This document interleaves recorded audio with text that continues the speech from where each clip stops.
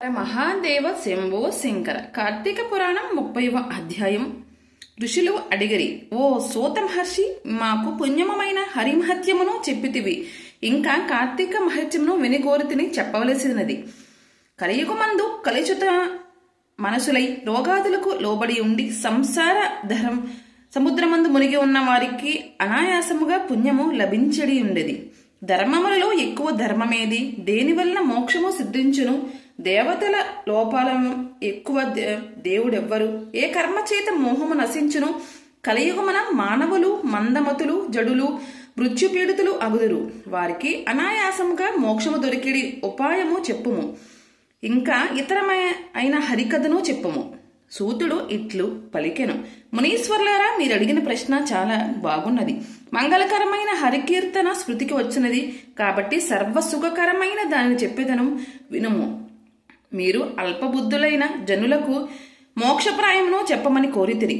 ఈ ప్రశ్న లోక ఉపకారముగా కోరికైనటందు చేతను చాలా ఆనందదాయకమైనది.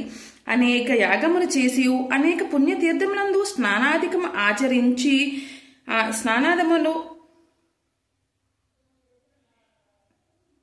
స్నానాధికము ఆచరించు ఏ ఫలమును పొందెదరో ఆ ఫలము ఇలాంటి మంచి మాటల చేత లభ్యమగును. మునీశ్వర్లారా వినుడు. కార్తీక ఫలము వేదోక్తమైనది, అనగా కార్తీకమందు వేదోక్త ఫలమును పొందెదరని భావము. కార్తీక వ్రతం హరికి ఆనందకారణం. సర్వశాస్త్రములను సంపూర్ణంగా చెప్పుటకు నేను సమర్థుడను గాను, కాలము చాలదు. కాబట్టి శాస్త్రములో సారమును చెప్పెదను వినుము.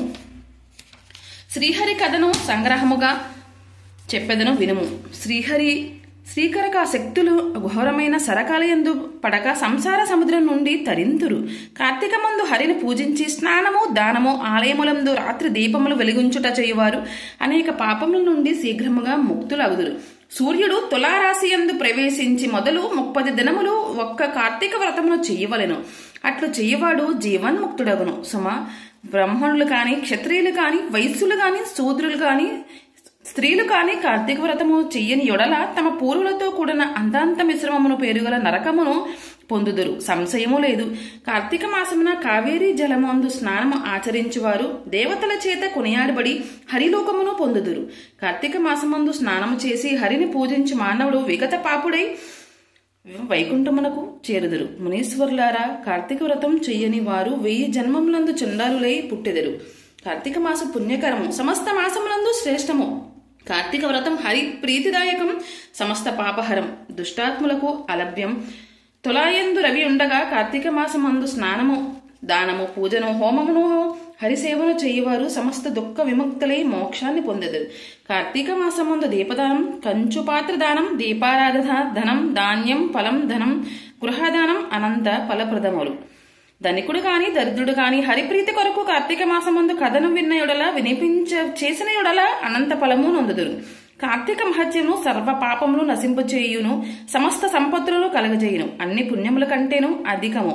ఎవడు ఈ పవిత్రమగు విష్ణువుకు ప్రీతికరమగు అధ్యాయమును వినును వారు ఈ లోకమున గొప్ప సుఖాలను అనుభవించి పరలోకమును బ్రహ్మానందం పొందుదురు. తిరిగి ఒక జనన మరణ ప్రవాహమున పడకుండా చేయనది ఏ పరసుఖము లేక నిత్య సుఖము. హరిహరి మహాదేవ శంభో శంకర. కార్తీక పురాణం 30వ అధ్యాయం సంపూర్ణం. ఈ నా కార్తీక పురాణం వీడియోలను అందరూ ఆదరించినందుకు ధన్యవాదాలను తెలుపుకుంటూ హరహర మహాదేవ శంభో శంకర.